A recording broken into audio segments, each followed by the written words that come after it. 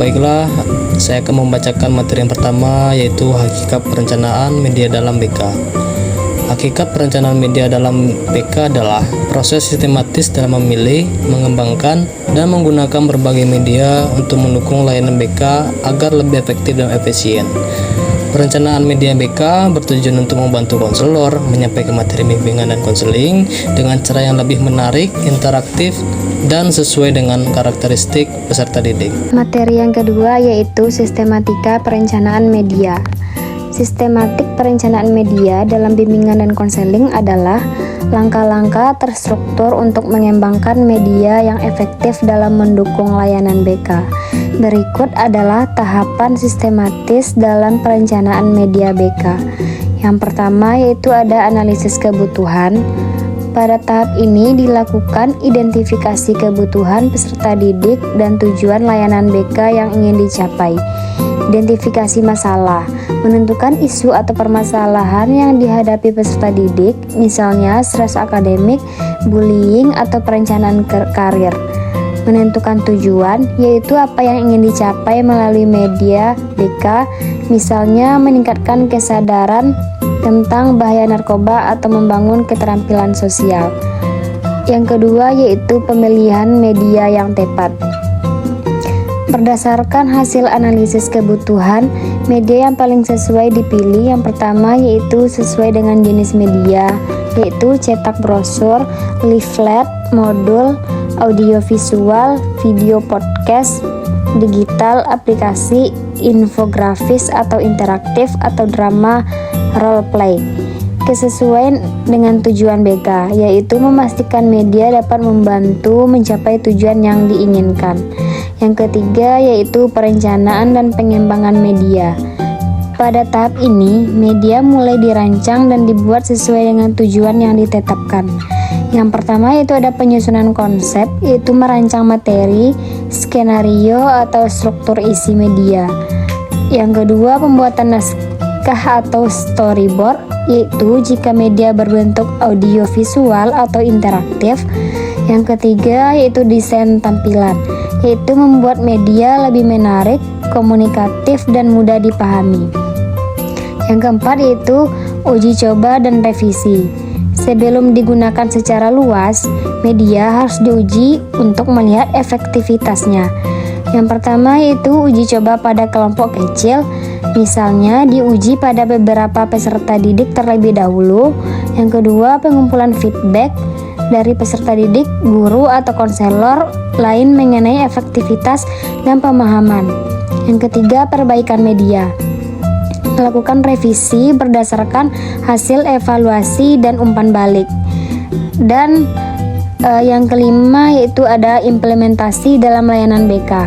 Setelah media dikembangkan dan diuji, tahap selanjutnya adalah penerapan dalam layanan BK, yaitu penggunaan dalam sesi BK, yaitu media dapat digunakan dalam bimbingan klasikal, kelompok atau individu, dan integrasi dengan metode BK lain. Misalnya, video edukasi bisa dilengkapi dengan diskusi kelompok.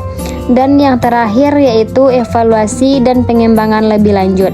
Evaluasi dilakukan untuk melihat sejauh mana media BK berhasil mencapai tujuannya, yaitu pengukuran efektivitas, melihat perubahan sikap atau pemahaman peserta didik setelah menggunakan media.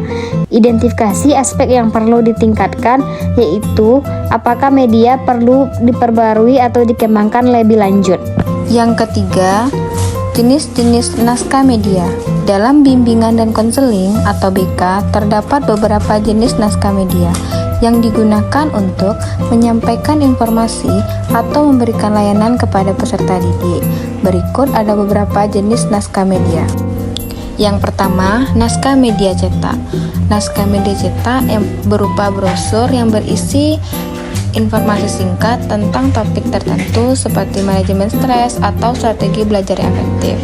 Ada juga modul BK, digunakan dalam layanan bimbingan kelompok atau klasikal yang berisi materi dan latihan untuk peserta didik. Yang kedua, naskah media audiovisual. biasanya berupa video edukasi yang berisi materi konseling yang dikemas dalam bentuk video interaktif dan dokumenter. Ada juga podcast atau audio motivasi yang berisi rekaman suara yang memotivasi bimbingan karir atau topik psikologis lainnya.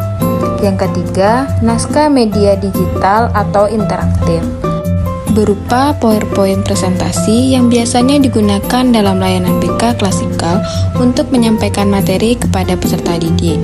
Ada juga e-book atau artikel digital yang berisi materi konseling yang bisa diakses secara online. Yang keempat, naskah media drama atau simulasi yang di dalamnya berisi naskah drama konseling. Naskah drama konseling ini adalah skenario percakapan yang menggambarkan situasi tertentu dalam kehidupan siswa. Setiap jenis naskah media BK disesuaikan dengan kebutuhan peserta didik serta metode penyampaian yang paling efektif untuk mencapai tujuan bimbingan dan konseling. Materi yang keempat itu penulisan naskah media. Penulisan naskah merupakan bagian dari serangkaian proses pengembangan media. Naskah merupakan uraian materi yang akan disampaikan dalam sebuah program media. Naskah biasanya berisi pokok-pokok materi yang harus diuraikan lebih lanjut untuk kemudian disajikan dalam kemasan media yang dipilih dan sesuai dengan tujuan yang diharapkan. Begitu juga jika ingin membuat sebuah program media bimbingan dan konseling, maka penulisan naskah juga harus dilalui. Apalagi jika program media bimbingan dan konseling yang akan dibuat itu merupakan program media audio atau audiovisual. Seperti yang dikatakan Sadirman, bahwa secara teoristis penulisan naskah merupakan komponen dari pengembangan media dan secara praktis merupakan bagian dari serangkaian kegiatan produksi media melalui tahap-tahap perencanaan, desain, pengembangan, dan evaluasi. Menurutnya, agar materi tersebut dapat disampaikan dengan baik melalui media, maka materi tersebut perlu dituangkan dalam tulisan atau gambar yang biasa disebut dengan naskah program media.